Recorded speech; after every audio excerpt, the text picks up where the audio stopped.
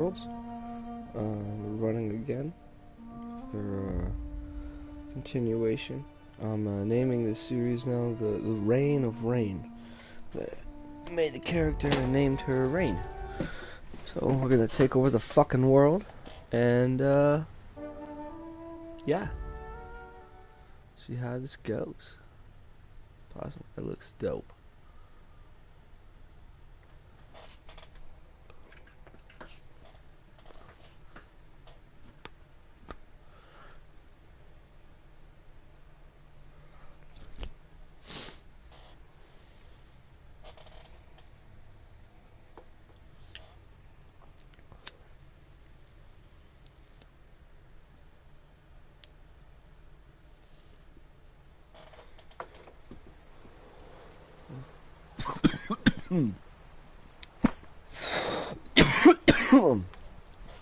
Fuck.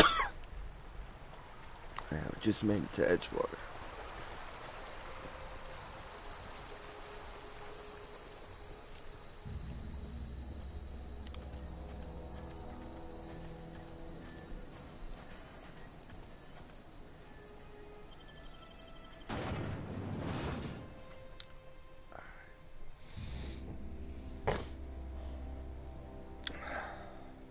And see how this game's gonna be a lot of load screens.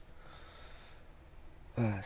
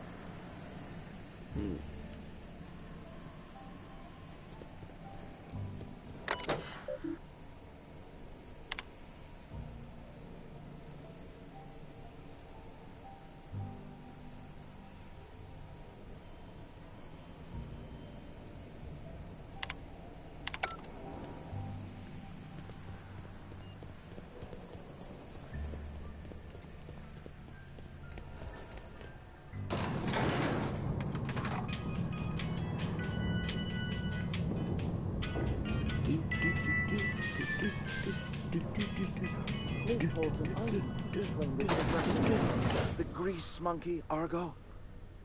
I'm sorry, Mr. Thompson, sir. You asked why it's taking so long to fix. The answer's technical. Don't apologize. Just seems we've got a guest. Really now, Parvati, I do wish you'd spoken up. I do apologize. I was given no forewarning of your arrival, or I might have welcomed you at the gates myself.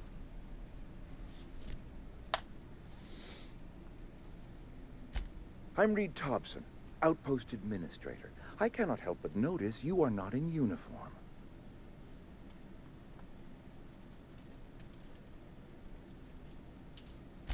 Of course not. I don't have that kind of luck. Seems I allowed my excitement to run away with my wits. Been a few seasons since we've had a visitor pass through. I understand. Your business is your own. Nonetheless, you are welcome in our little outpost. Outsiders are a rare sight in the Vale. If you are a freelancer, then I have use for you. There is pay to be earned, or supplies to tide you over, as you prefer.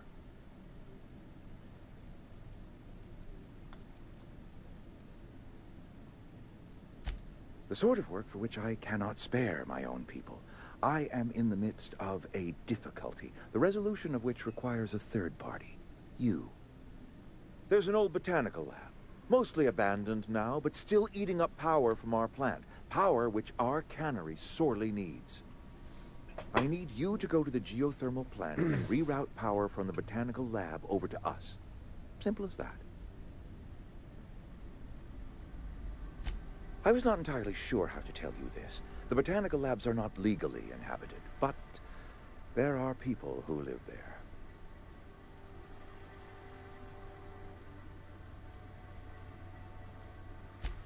No, I do not imagine they will be pleased. But like a parent disciplining an unruly child, you will be doing them a kindness. The people living in the botanical labs, they're deserters. Former workers. I need them back at their posts. I need them to come home.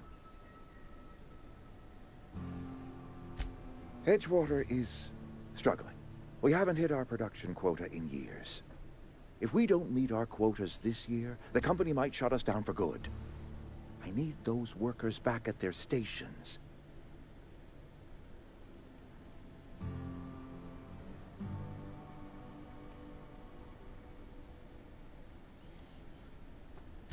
Neither do I. The fault was entirely mine. I pushed them too hard. My hope is that by cutting off their power, you will convince those deserters to come back to town. Before you go to the plant, I want you to stop by the botanical lab. Speak to their leader, Adelaide. Tell her the power's about to go, and that it's time her band of deserters came back to town.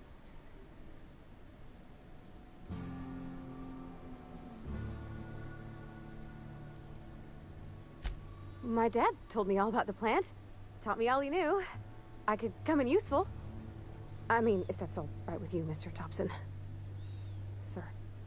I hesitate to part ways with Miss Holcomb, but I cannot deny that she is talented, and may prove useful to you.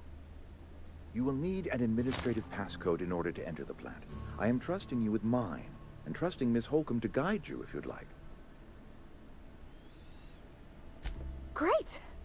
I got my wrenches and diagnosticators and hairpins and engine tape, so I'm all set. Well, I am glad to hear that. Best of luck to you, and thank you again for your help. It is a lot to ask of a stranger, I know.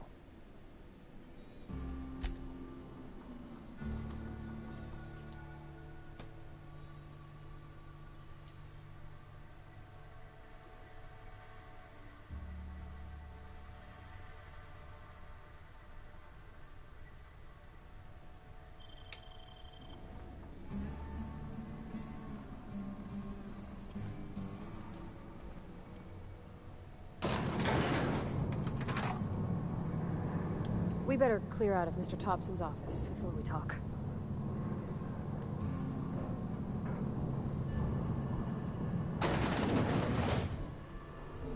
Hey, ma'am, can we talk? Sorry. Can we talk?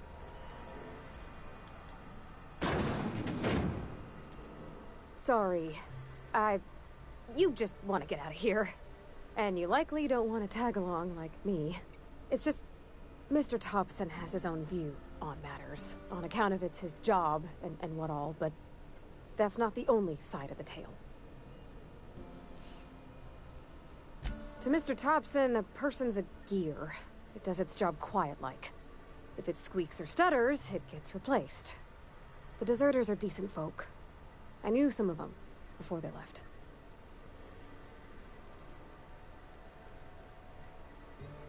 Life's hard here.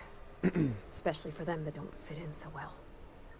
We're one big Spacer's Choice family, but every family's got the one the rest whisper about. Mr. Thompson's aiming to take away their power. They'll have no lights to see, nor heat to cook. They'll be at the mercy of marauders, or worse. I think you should talk to the town's vicar about it. Max, his name is.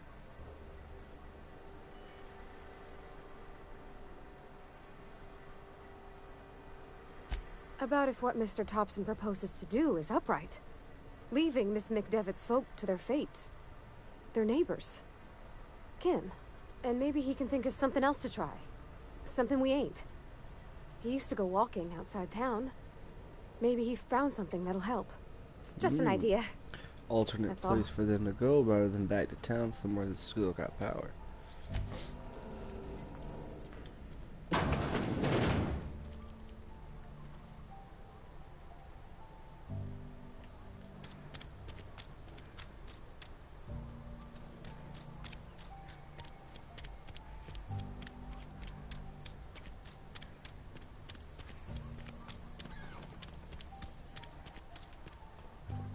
I've always felt weird in here. It's too clean. Yes, what is it? You're an outsider. Fantastic. Vicar Maximilian de Soto at your service. Or Vicar Max, if you're the sort who prefers brevity. And Ms. Holcomb as well. How rare to see you out. And with a complete stranger. Curious.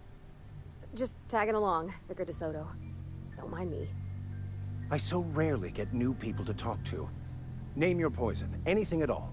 Spiritual counseling, this season's tossball predictions, the quickest way out of town.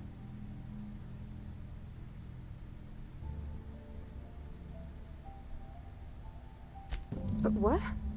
I thought you would talk to him. You wanted to speak to me, Ms. Holcomb?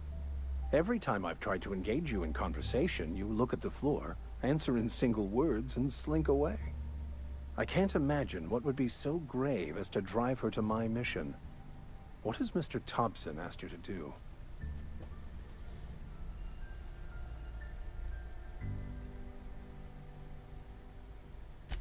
Depriving them of safety from the marauders and wildlife. I can see why that troubles you. Miss Holcomb has a soft heart. Always has, if you believe the talk.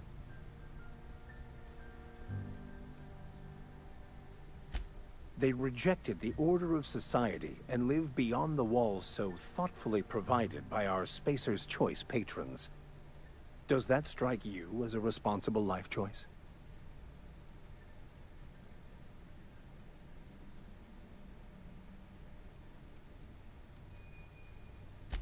Assuming your goal is to save as many as possible, then you should bring everyone together. Send the power to Edgewater and convince the deserters to return to the fold.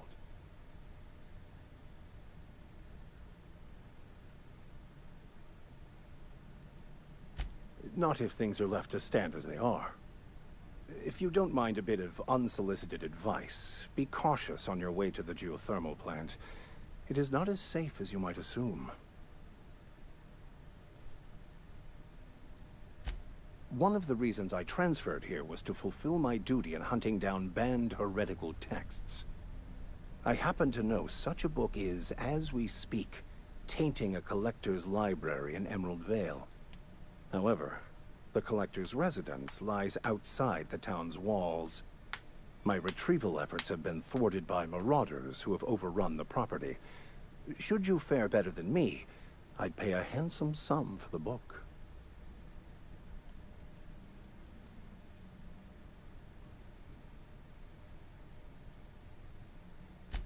What? No, I don't want to burn it. I would never... I mean, I just want to... Look, I have a very simple goal here. I just want to keep the writing out of layman's hands. It wouldn't do for such information to fall into public consumption.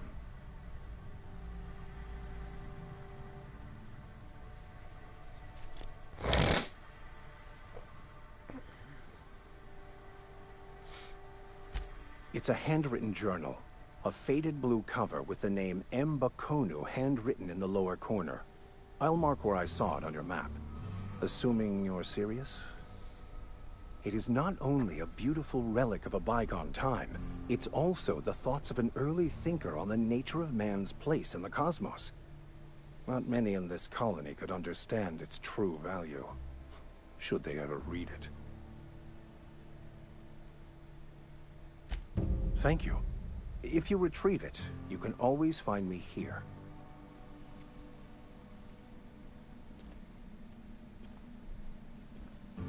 Any progress on that matter we discussed? Please get it.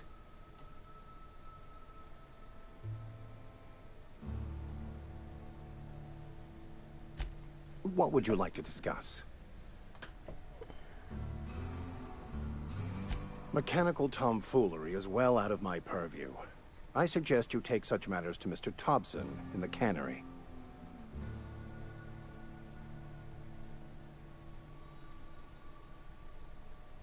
They who are not satisfied with their work are satisfied with nothing.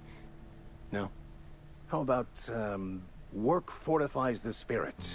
True exhaustion awaits idle hands. Selling?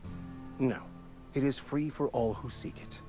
I'm sorry you don't find these tried and true words of wisdom to your liking.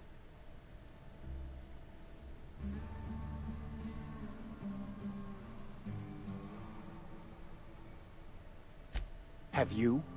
These people need something. Anything they can grasp to survive. Delving into the metaphysical minutiae of the grand plan would be nonsense to them, if not worse. My apologies. The townsfolk are having a tough time of it, and it's been difficult for me to enrich their lives. They are good people. It is just difficult to reach them.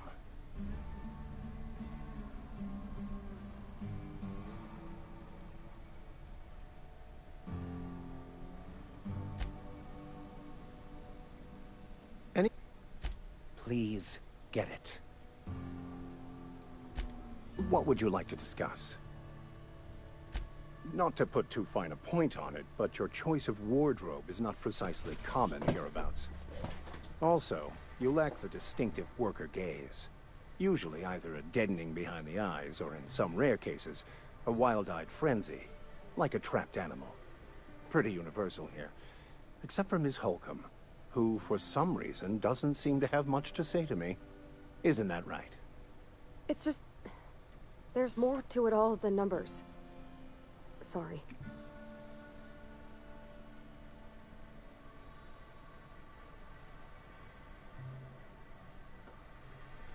Oh, nothing could be further from the truth. I'm simply bemoaning the level of spiritual awareness in this town.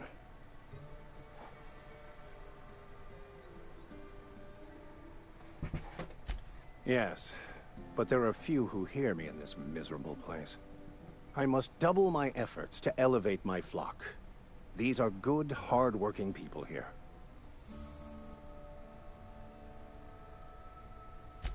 Yes, and thank you for pointing it out. It is wrong of me to succumb to distress. This place could be so much more, and I will continue in my quest to make it so.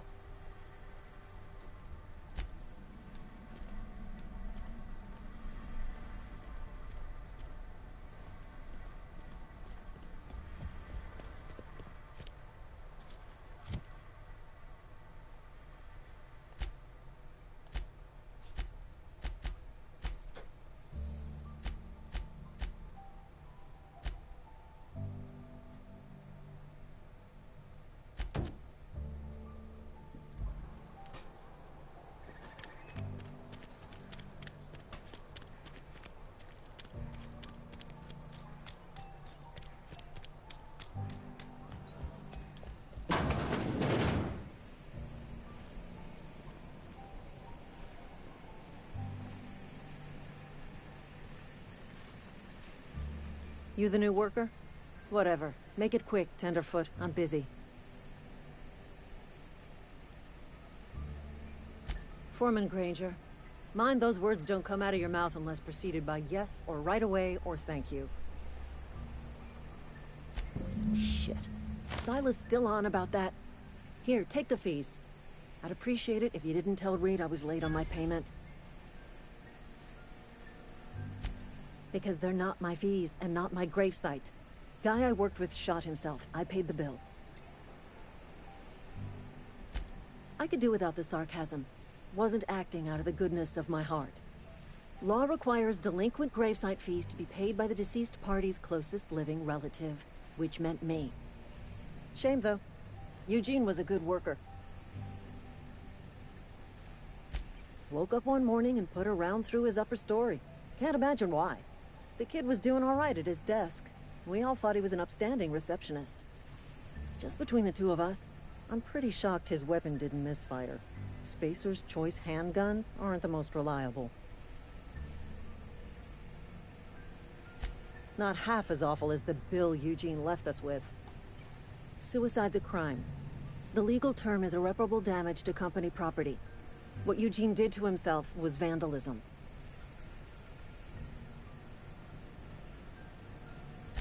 I'm plenty serious. In fact, I'm a little upset Eugene didn't think things through. In other words, Edgewater would have been penalized pretty hard.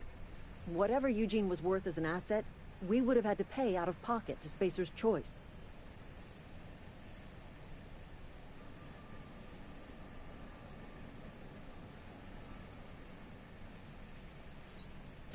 Well, excuse you.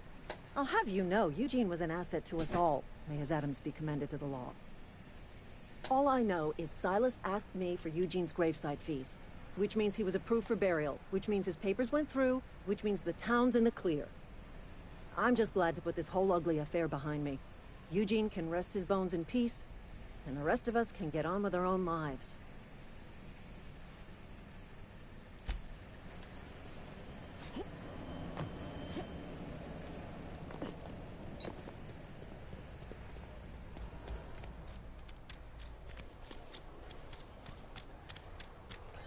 Hey, you hear about Wilson?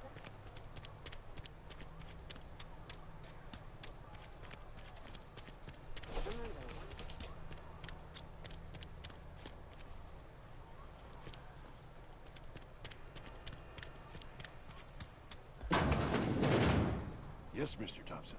I'm fine, Mr. Thompson. Never been healthier. Whoa, did Mr. Thompson send you? Well, you tell Mr. Thompson I'll be right at my post. Tomorrow. Bright and early tomorrow. Because I'm definitely not plagued. As spry as a spring chicken. That's old Abernathy.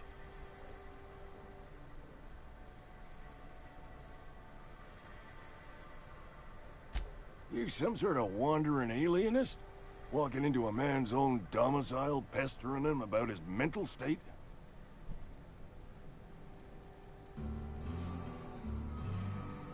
You don't know that. I could have been saying anything. Maybe I said vague. You know how words sound a mite strange when you're sick. Wait, no. Oh, damn it. Okay, listen. Maybe I am feeling a little under the weather, but I swear I'm on the mend. Please, don't tell the constable.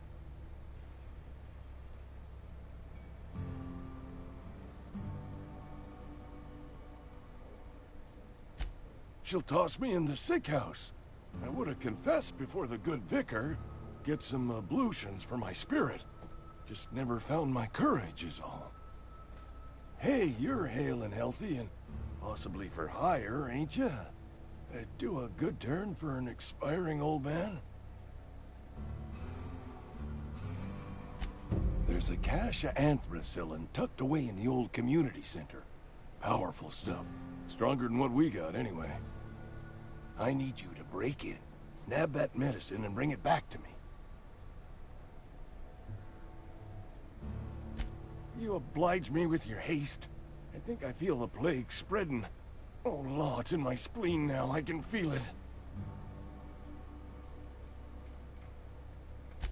Silas knows, doesn't he? That's why he sent you. That's why he wants me to pay up. He knows. Look, I got my gravesite fees right here. See? I'm good for my word. Get me that medicine, and I'll see to your payment.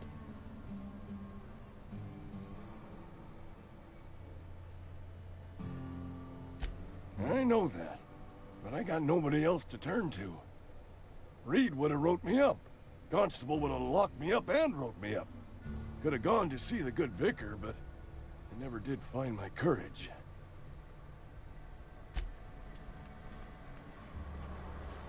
You're making a mistake working for Abernathy. Excuse me. I'm Esther Blaine, Spacer's Choice Actuary. I overheard your talk with Abernathy. Abernathy is a well-known hypochondriac. Anthracillin is wasted on him. You're better off selling it to me instead. All I'm saying is Abernathy's worked in this town longer than some of us been alive. How do I put this gently? He's got a lot of cobwebs up in his attic. I probably shouldn't tell you. Don't want you implicated for what I'm trying to do. Alright, here's a summary. A lot of sick people in this town, and we don't have the medicine to treat them all. Can't reach out to corporate without crossing a river of red tape, so I'm reaching out to you.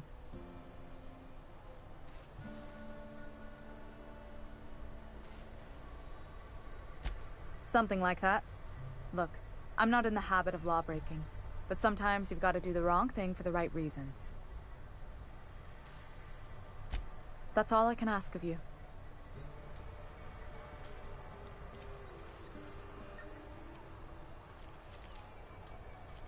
Yeah, huh? A whole ship? Like one that flies about the Aether?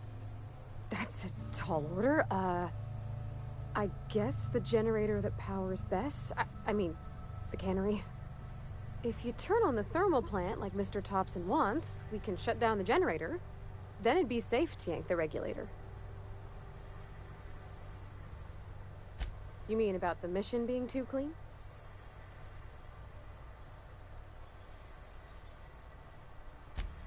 I know, but Vicker says the universe is a machine, that it runs by law.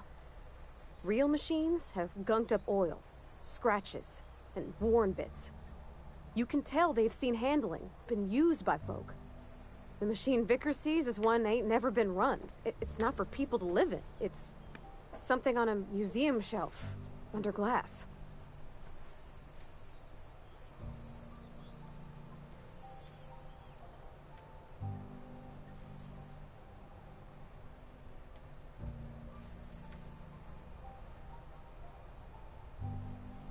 Fixing the universe is a job for somebody way better than the likes of me.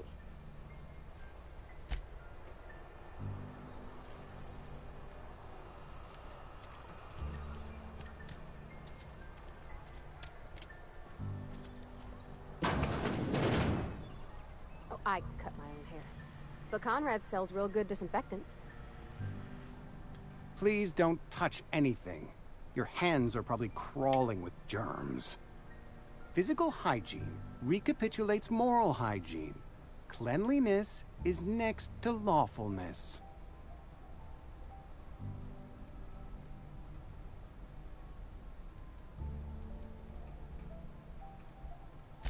We don't believe in free anything here in Edgewater. We're a Spacer's Choice company. I'm Conrad. You will report to me if your hair fails to meet Spacer's Choice aesthetic standards.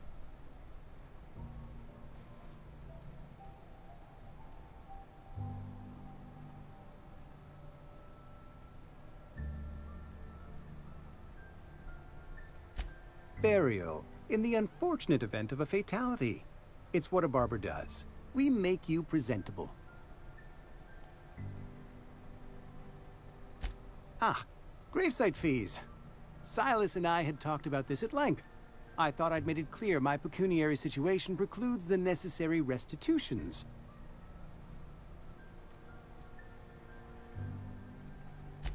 As broke as pie crust, friend. Bidless, indigent, destitute. I simply cannot afford it. I am a blemish on the prosperity of our fair settlement. When I expire, I expect Silas to toss my body into a ditch.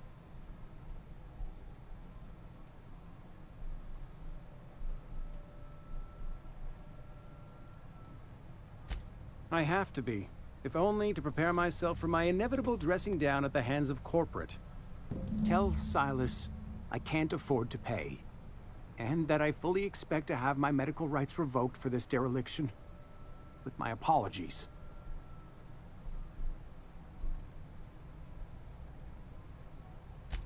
Some time ago, I fell ill with the plague. By the grace of the law, and through my own hard work, I'd proven worthy of treatment. Frankly, I don't imagine I'll earn that right a second time. The barber work hasn't been profitable, you see. I've had to keep this old place running with my own savings. Not a bad idea. But I'd need some kind of collateral. My pair of lucky clippers! No, that won't do. Your idea intrigues me, but I'm afraid I don't have anything to give Silas. I'm open to suggestions.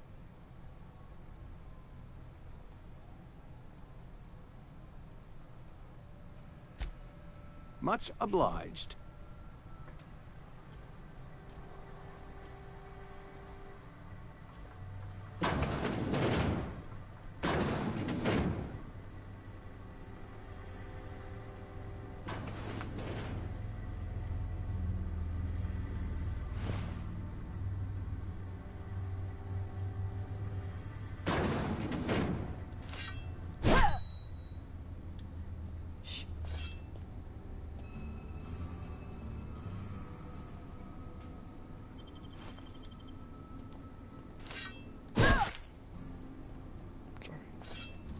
Shit, I did not mean to hit you with that.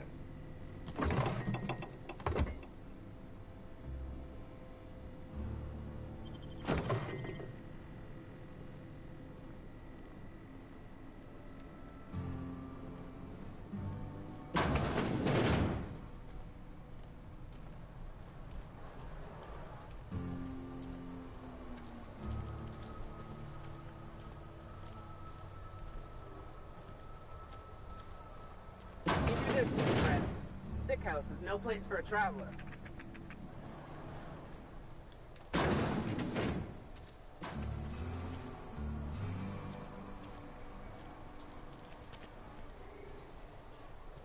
If you're falling sick, I don't want you near me.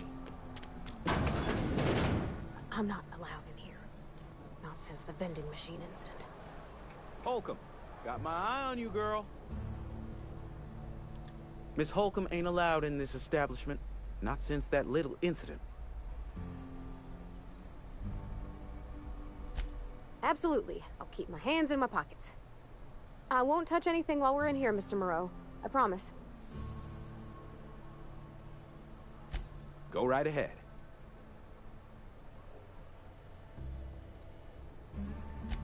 Plague? I don't know anything about a plague. We are the very picture of hot-blooded physical vigor.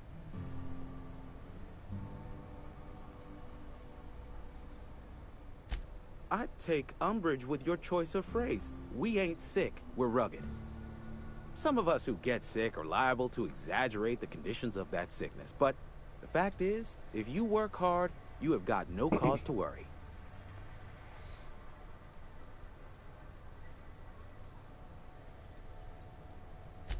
Spacer's Choice is built on love, and like any real love, it is cold and tough when needs must. Medical treatment is commensurate with our value to society. Spacer's Choice will dispense medicine for the indispensable worker. Natural selection at work.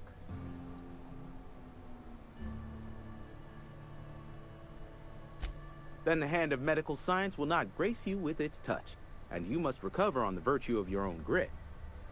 Listen, you mind if we talk about something else? Rambling about company policy gets me feeling all lightheaded. Music to my ears.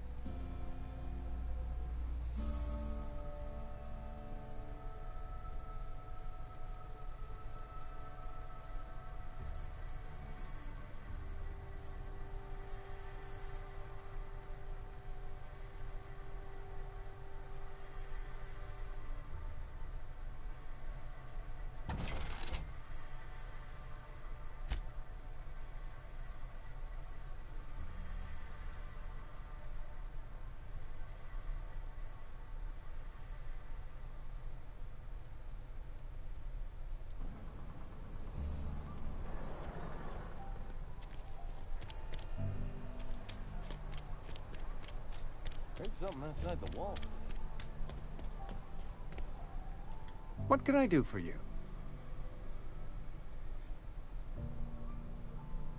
Oh?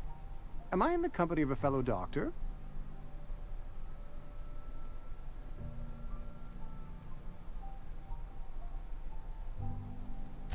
Experience was my teacher. Experience and...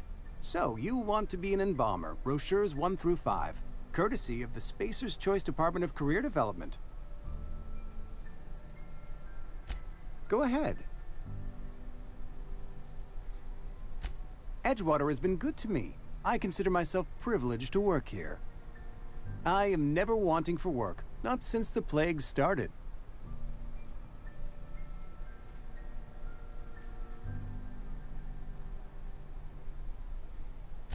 The plague's come at us with a vengeance this year.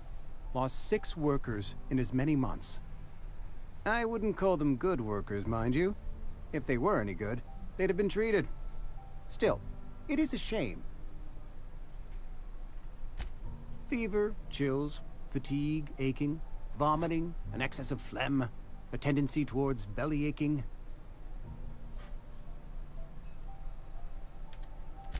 Whatever it may be, I have developed my own palliative.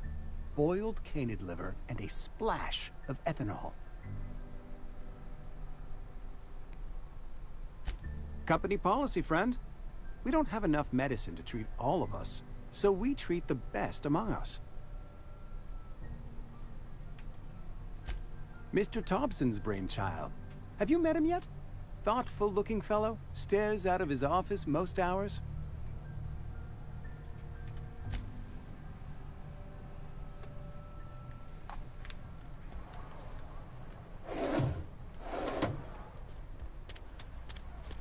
Heard something outside the walls today.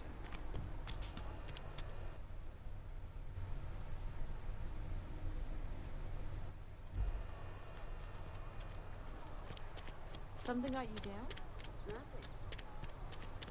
I'm sorry. I'll just be a minute.